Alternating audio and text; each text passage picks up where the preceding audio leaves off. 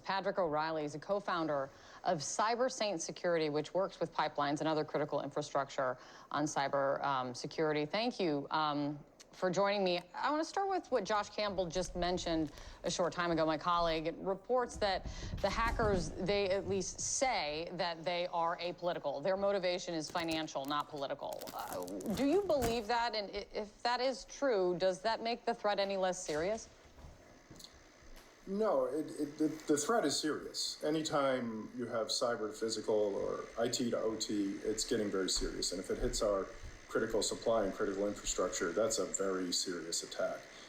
I don't think really, it's important to understand that this attack is sophisticated. I think we have to just understand that.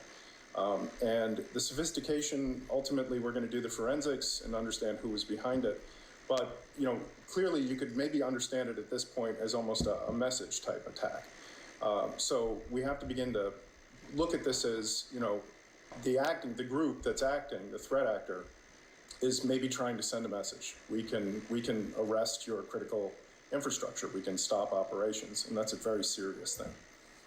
Colonial Pipeline so far has said very little about how the attackers got in. Is it possible that they still don't know? How important are those details? Those details are incredibly important. That's why I'm in business. Cyber is about information, and cyber is about people. And, one of the things that's really coming clear on this attack is that the information is not forthcoming. It's not going to be forthcoming necessarily from the organization hit.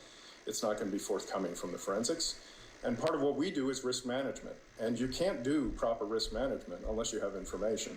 So, the executive order that the administration just talked about, they stress that they're going to put some more pressure on information sharing, which is a great relief to me. And they are also stressing that it's an all-hands-on-deck effort. Professionals in cyber have been struggling for years, understaffed, overworked. And I think that the message that's coming out of this and the learnings that are coming out of it are very good so far.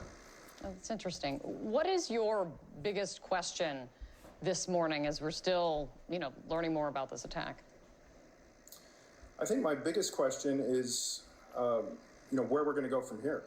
And what are the incentives? We really have to pull the lens back on cyber and begin to understand why, with all the great technology we still have situations like this arising. I think it's time to pull the lens back and start talking about regulation and governance and getting something done, because the tools are out there. We need more people and we need more resources. One thing here is that the company has said that it itself shut down the pipeline as a precautionary measure. But could the hackers have gained control of any operational aspect of this pipeline? I mean, could they have turned something on, shut something off? Well, I don't really want to speculate on that, but can they? Certainly. Cyber to physical attacks, researchers have been looking into them for years, and we saw examples of them several years ago with the energy grid over in Eastern Europe. So can they? Likely yes. Have they or will they? It doesn't look like there's any damage to date. So I do hope that this is just preventative shutting down and that there's been no leak from IT over into the OT side. Does it surprise you that the main pipeline has not been brought back online at this point? No. When you look historically at the downtimes, they tend to be significant with respect to ransomware. I think the average on 2020 is about 90 days or thereabouts. Oh, wow. Can you just, broader picture, how vulnerable is this industry and our country's energy infrastructure in this realm right now? Well, our country's energy infrastructure, because it's one of the more regulated sectors, tends to be pretty aggressive with respect to compliance and advancing their technological solutions for this. So I would say we are vulnerable, for sure.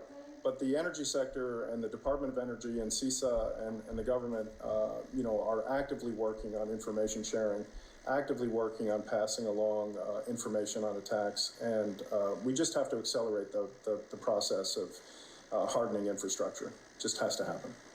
So interesting. Thanks for coming on. Really appreciate it. A pleasure. Thanks for having me.